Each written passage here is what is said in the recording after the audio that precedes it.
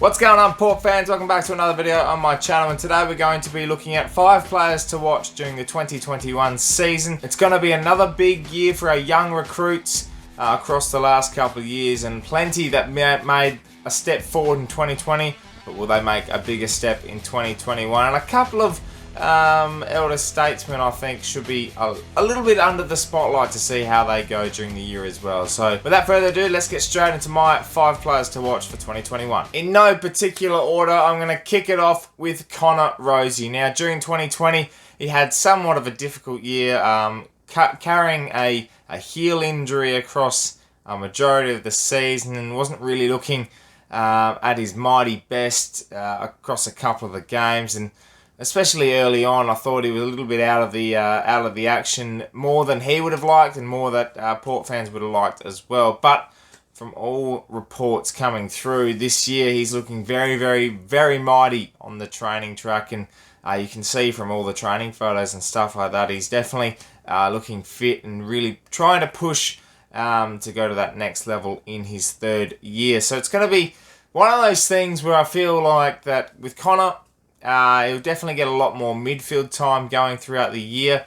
I reckon they wanted to try that last year during the 17-game season, but unfortunately with his heel injury and not being quite up to that elite standard that we know he has, I think he inevitably fell away. And he did come good during the final series, which gave us a lot of promise and hope. So going into 2021, I think this season he'll be a lot better, and with a lot more midfield time as well, he'll be pretty damaging, both up forward and in the guts. And with his skill set, he'll be a massive factor for the opposition to worry about. So with Connor, definitely one to watch this year, but I've no doubt he's going to be one of the stars coming through once again in 2021. Mitch Galea is the next one I would be keeping a very, very close eye on. He's definitely looking very, very fit in this off-season so far. Apparently shaving something like 15 seconds off his time trial or something like that. I was reading somewhere he definitely had a PB during that set. So very, very promising news to come through, especially when he did set the scene alight last year, and he's trying to play and be like that Brad Ebert type where you can play down forward and be a marking option, but also push up the ground and be pretty accountable across that wing and half forward area. So there's a lot of opportunities for that, and with Brad Ebert obviously out, there's going to be that medium body type player that needs to really step up, and whether that is Xavier Dersma wearing the number 7 or Mitch Galea putting up the ground. You know, he's got a very good high flying mark, so definitely an option when transitioning down forward or switching the plays. Definitely going to come in handy through that aspect. For Mitch, that's essentially going to be a massive step forward in only his 2nd year.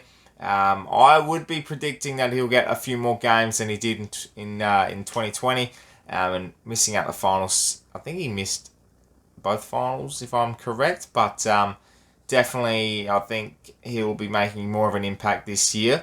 And with Brad Ebert out, there's a spot in the opening for a few players, so they'll definitely be eyeing that off, and I think Mitch will be definitely one of those coming into this season. Couple of left field ones to throw at you. Firstly, Jackson Mead.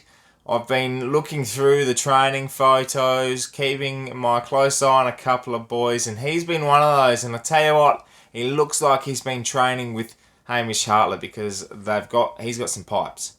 And we know Hammer's got pipes, but this bloke is really starting to build his tank, and his body frame has become so much bigger than when he was drafted. I tell you what, if he gets any close to a sniff of a debut, he's going to take the most of it, because he's just got that frame of mind. He's got good skill, and we know when we picked him up, he was definitely going to come in handy. And Jackson is definitely one of those types of players that I reckon can come in handy, and he's another one on that list that could take that Brad Ebert spot and really help out with our midfield depth a lot more and just give us a different option. And we know we've got that young talent that's sitting in the wings, and that depth is ready to go, and they're building and developing. And I think Meady's just going to be that type of player that when he gets the opportunity, like a Boyd Woodcock, when he came in, he definitely showed very, very good signs. Peter Laddams, obviously a different playing type, but he came in and he took his opportunity. Now he's probably an important part of our best 22. And then, Jackson Mead comes in. He might be that type that's similar to Ollie Wines and Tom Rockcliffe, and you just don't know how injuries are going to play out throughout this season, because it's going to be a little bit more condensed, even though it's 22 rounds. I think it's going to take a toll, and we don't know how any of the external factors are going to play out. So Jackson's going to be one of those players waiting in the wings. He's going to get that opportunity, and he'll definitely... I personally believe he's going to be starting 22 in the near future. I don't think round 1, but I think maybe even the start of next season. He gets another preseason under his belt, a few games, and a debut this year.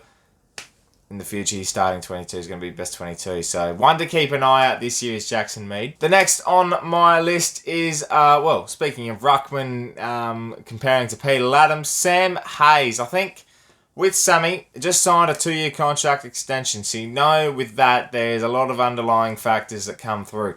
And I think he's got the potential to break through this year. So, say Scotty Lysett gets an injury, I don't think you'll be playing Pete Ladhams as a sole ruck. We know we work really well with a Lysett, Pete Ladhams combination, because Ladhams can play forward. He's got a very good mark, a good set shot, and Scotty's a very, very damaging ruckman, and he brings that physical presence that we know we need in the middle. And with Sam Hayes, he's definitely been developing. He's been on the list now since 2017.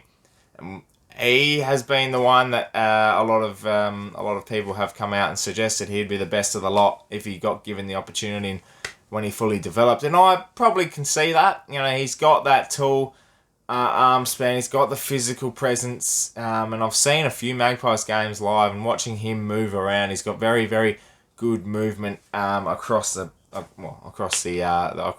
So I think with him, it could be an opportunity sometime through this year. You have a Scotty Lysett injury, or Pete Ladhams goes down and you need someone to back him up. Sam Hayes is there waiting in the wings, and he's at that stage where he'll go to the next level as a ruckman.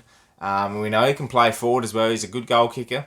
And so I can see him breaking into the side during this season. Whether or not it's going to be permanently, I'm not sure. But one to keep your eye on, Port fans. I reckon he's a little bit of a left field, but he's got great assets, great skills, so I can see him being the next ruckman. Lastly, the one to watch, I think, along with Connor Rozee, one to really keep an eye on the most is an experienced campaigner in Robbie Gray.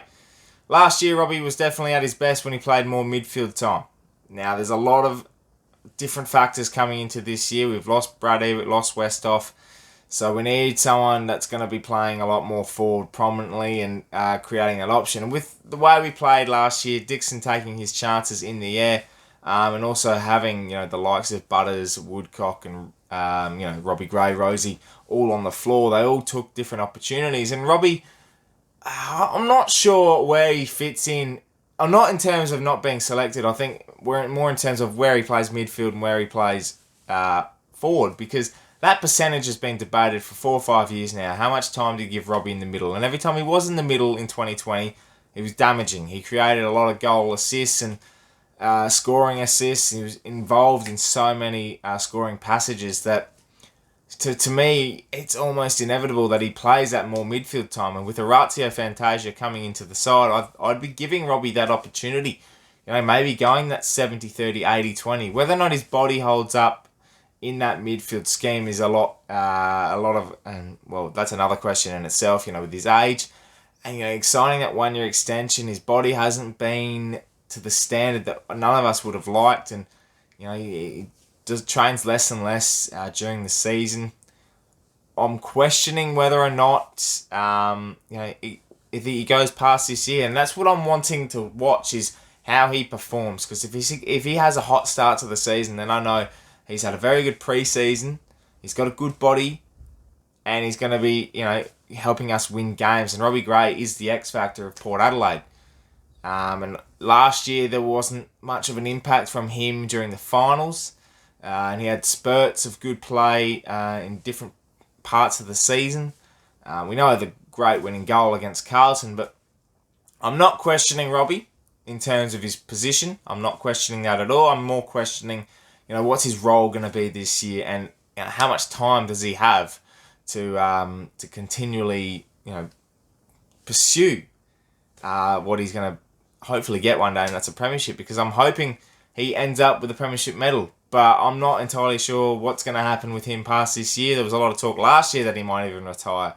So I'm hoping, getting a 1-year contract extension, his body holds up, plays majority of the year and gets that opportunity, because for us, Robbie is one of our more important, one of our personal favourites, and I know a lot of people are going to be like, well, why are we questioning Robbie?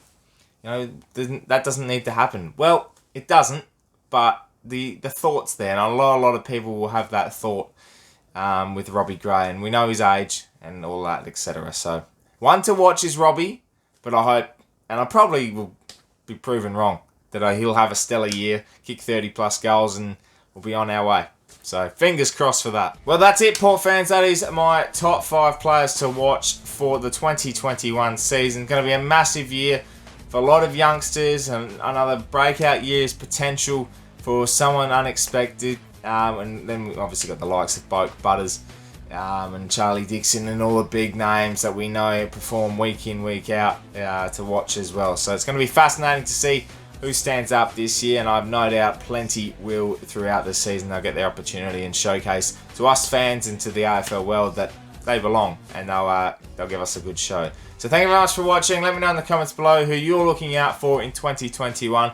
Make sure you subscribe to the channel if you're new for plenty more Port Adelaide and AFL content coming your way throughout this brand new season, which is not too far away at all. My name is Anthony, and as always, come the pair.